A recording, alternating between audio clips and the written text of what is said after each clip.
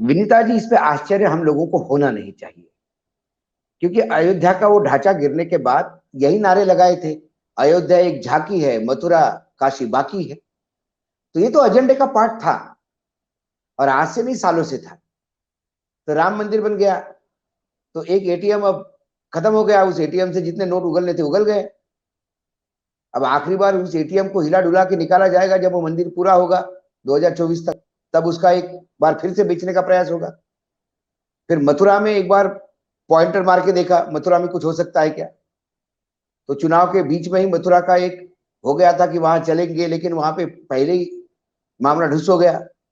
और फिर काशी विश्वनाथ का मामला उठा, क्योंकि प्रधानमंत्री की कॉन्स्टिट्यूंसी है, तो इसको कानूनी जामा पहनाया गया है। कोर्ट भी उसको एक्सेप्ट करती है, कोर्ट भी सर्वे करवाती है।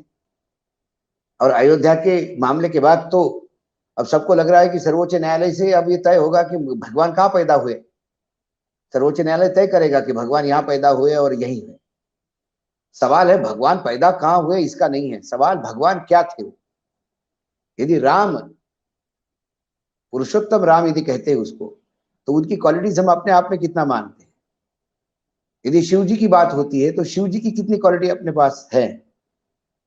यदि शिव जी का जीवनी से हम क्या सीख सकते हैं। यदि आज मथुरा की बात होती है तो भगवान श्री कृष्ण ने गीता में क्या कहा। वो गीता में तो इतनी जगह अपने आप को पाते हैं। वो तो नरश्रेष्ठ में, अर्जुन में, पेड़ों में मैं पीपल में हूं, जानवरों में सिंह में हूं। जब भगवान स्वयं बताता है कि मैं कहां कहां हूं, तो फिर मथुरा को लेकर रोना क्यों। ये सारी बातें चुनावी एटीएम्स है। एक एक ने वो नोट उगलना बंद कर दिया, वोट उगलना बंद कर दिया, अब दूसरा शुरू करो। अभी सर कह रहे थे कि औरंगजेब आया, औरंगजेब ने तोड़ा, फिर हम कम थे क्या। बिल्कुल कम थे। औरंगजेब के टाइम पे क्या था, पूरा मुगल साम्राज्य व्याप्त था। एक मराठे लड़ रहे थे, उनका भी क्या हुआ। आखिर में औरंगजेब की मृत्यु हो गई बुढ़ापे में लेके। औरंगजेब यदि इतनी ताकत रखता कि और उसकी उम्र होती, तो शायद और 25 साल महाराष्ट्र में बैठा रहता, दक्कन में, मराठों को निपटाते हुए। छत्रपति के बेटे को खत्म किया, संभाजी को। संभाजी महाराज की हत्या हुई, उसके बाद मराठा साम्राज्य, राजधानी उनकी कब्जा हो गई। लेकिन वो अपना, जो उनका एक वॉरफेयर था, गोरिल्ला वॉरफेयर, उसके तहत वो अपनी राजधानी शिफ्ट करते रहे, इस किले से उस किले पे, राजा को बचाते रहे और राज्य बरकरार रखा। और आखिर में वृद्ध काल में औरंगजेब की हत्या, मृत्यु हो गई। और फिर मुगलों में झगड़े हो गए। 28 साल मुगल पड़े रहे दक्कन में, फ्रस्ट्रेशन आ गया था सैनिकों को, तो वापस हो गए थे। कमजोर तो मुगल तब भी नहीं था। हाँ, जब मराठों ने अफगानिस्तान तक झंडे गाड़ दिए थे, तब ये सारी तमाम चीजें रेक्टिफाई करने की जरूरत थी। महाराष्ट्र में भी औरंगजेब के लोगों ने मूर्तिजा, जो तुलजा भवानी का भी मंदिर तोड़ दिया था, कई मंदिर तोड़ दिए थे। लेकिन औरंगजेब जाते से वो मंदिर फिर से उन्होंने रेक्टिफाई किए। तो इतिहास में वो झगड़े की जगह ही खत्म हो गई। ये झगड़े चलते रहेंगे, लेकिन वर्तमान में हमें क्या करना है। सरकार के पास मैंडेट है, सरकार को पता है कि उनके पास मताधिकार है, और फिर सरकार संविधान को रिडिफाइन करना चाहता है। वो बार बार संविधान की पूजा करता है, कहता है कि हम संविधान को मानेंगे, लेकिन संविधान के मायने क्या है, ये वो मायने अपने हिसाब से निकालते हैं। ये संविधान जो बाबा साहब आम्बेडकर की अध्यक्षता में तैयार किया गया था, वो तो इस भारत की जनता ने स्वयं को अर्पित किया हुआ है। लेकिन 2014 के बाद नरेंद्र मोदी जी ने ये स्वयं को अर्पित किया है, तो वो उसी हिसाब से डिफाइन करेंगे। और मैं हमेशा कहता हूं कि जब सवालों के जवाब नहीं होते, तो फिर आपको फोकस चेंज करने होते हैं, और यही फोकस चेंज होते हैं। कभी बुलडोजर चलता है, सारे दुनिया का बुलडोजर नहीं, लेकिन शाहीन बाग में चलेगा। और जब शाहीन बाग में सारे मुस्लिम बंधुओं ने इकट्ठा होकर इसका प्रतिरोध किया, तो इसका नरेशन ये बनाया जा रहा है कि देखो मुसलमान कैसे इकट्ठा होते हैं, वैसे हिंदुओं को इकट्ठा होना चाहिए। क्योंकि अभी म्यूनिसिपल कॉर्पोरेशन की चुनाव भी है दिल्ली में, तो 80-20% लोगों का डर लगा लगा के 80 बनाम 20 कर करके ये 80 की राजनीति है। तो ये नरेशन रहेगा, और इसमें आश्चर्य नहीं होना चाहिए।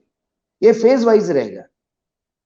अभी इसी के बीच में जब उत्तराखंड में नई सरकार आई, तो उन्होंने कहा कि हम कॉमन सिविल कोड का एक टेस्टर दिया।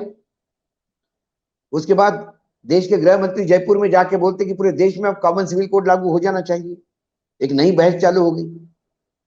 सवाल कॉमन सिविल कोड लागू होने से क्या बेरोजगारी की समस्या खत्म हो जाएगी, रुपया अपनी कीमत पे आ जाएगा, क्या कोयले का समस्या हल हो जाएगी, क्या चाइना पाकिस्तान बॉर्डर से भाग जाएंगे, सरेंडर कर देंगे, क्या दो आज एक रोटी के लिए जो लोग तरस रहे हैं क्या वो उनका प्रॉब्लम सॉल्व हो जाएगा? आटे की कीमतें जो सर के ऊपर चल के बोल रही है उसको कुछ होगा? क्या मलेशिया से आयात आने वाला जो मलेशिया अपना बैन उठा के अपने यहाँ तेल की जो खाने का तेल है उसको सस्ता करवाएगा? ये तमाम बातें हैं। यदि ये सब कुछ होने वाली है तो मैं कॉमन सिविल कोड को सबसे पहले एक्सेप्ट करूंगा, लेकिन कॉमन सिविल कोड के आंदोलित करना है देश को, 20 बनाम 80 करना है। और जब ये होगा तब कोई बेरोजगारी के प्रति नहीं पूछेगा। जब बेरोजगार के लिए उसके नौकरी से ज्यादा मस्जिद के लाउडस्पीकर तो परेशान करने लगे हैं, तो नरेशन बनाने में तो ये यशस्वी हो गए हैं। अभी एक पैनल पे मैं बैठा था, वरिष्ठ पत्रकार थे सिंह साहब, वो बता रहे थे कि वो बिहार में गए थे अपने पैतृक गांव में। उन्होंने देखा कि हनुमान जयंती को सारे लोग मोटरसाइकिल लेके युवा चल रहे हैं, बेरोजगार युवा है। किसी ने मोटरसाइकिल पे तेल भर दिया, उनको रोजगार मिल गया। रैली में एक दिन हनुमान जी की नाम पे रैली में जाने का यदि कुछ पैसा मिलता है तो वो रोजगार हो गया। तो यदि हम कहते कि इस देश में बेरोजगार इतने हैं, देश में महंगाई की समस्या है, तो ये दिखती क्यों नहीं है? ये टेलीविजन के और हम लोगों के डिस्कशन में क्यों आती है मामले? जो दिखता है वो तुष्टिकरण दिखता है, दिखता है बुलडोजर दिखता है, दिखता है लाउडस्पीकर दिखता है, दिखता है मथुरा दिखता है, दिखता है काशी की वो ज्ञानवापी मस्जिद दिखती है। प्रश्न, सारे प्रश्न वो है। बिस्मिल्लाह खान की सनई रोज सुबह काशी विश्वनाथ के बाबा को उठाती थी, तब किसी को सवाल नहीं उठाता हिंदू मुसलमान। तब उनके सनई के सुर इतने मीठे थे कि साक्षात शिव जी भी उस आराधना को स्वीकार करते थे। लेकिन आज वो मस्जिद तकलीफ देने लगी, लाउडस्पीकर तकलीफ देने लगे। ये तमाम बातें कहीं ना कहीं इस बात को इंडिकेट करती है कि जिस एजेंडे पे पार्टी चल रही थी उसी एजेंडे पे चल रही है। हमें बिल्कुल आश्चर्य नहीं लगना चाहिए। उन्हें कभी नहीं कहा था कि हम हिंदूवादी पार्टी नहीं, उन्हें कभी नहीं कहा था कि मथुरा और काशी हमारे एजेंडे में नहीं। ये होगा। 35% मतदान लेके ये लोग एजेंडा लागू कर रहे हैं। दुर्भाग्य है 65% लोग अजगर जैसे सुस्त पड़े हुए हैं। राजनीतिक पार्टियां आपस में इतनी लड़ रही है सत्ता का मक्खन खाने में, और सत्ता में भ्रष्टाचार इतना व्याप्त हो गया, पैसा इतना बोलने लगा है कि सारी नैतिकता और नियत और जो भी कुछ ये शब्द है बड़े बड़े, ये तिजोरी में बंद है। छोटे छोटे लालच के लिए पार्टियां टूटती है, छोटे छोटे लालच के लिए चुनाव में 35% वालों को सत्ता में बिठाया जाता है।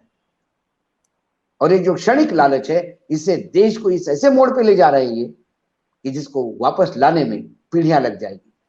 देश आजाद तो हो गया, देश की आजादी की तो लड़ाई लड़ रही है, लेकिन देश को एक रखने में जो लड़ाई लड़ी जाएगी वो शायद आजादी की लड़ाई से ज्यादा कीमत मांगेगी और समय भी मांगेगी। हम हमारे भविष्य के लिए बहुत बड़े प्रश्न छोड़ के जा रहे हैं। हमने तो हमारी जिंदगी जी रही है, हम जितने भी लोग हैं पैनल पे, और कितने 50 साल 60 साल और जी लेंगे। मतलब अब विनीता की बात करूं तो हम तो 20-22 के रेंज में आ गए। अरे बाप। तो उसके बाद होगा क्या? आने वाली पीढ़ी के लिए हम क्या छोड़ के जा रहे हैं?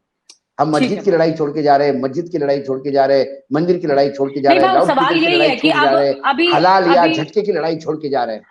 और आप हमसे जुड़े रहने के लिए सब्सक्राइब करें YouTube पर, फॉलो करें Twitter पर और लाइक करें Facebook पर। और ज्यादा जानकारी के लिए आपको टाइप करना होगा सिर्फ न्यूज़ नशा।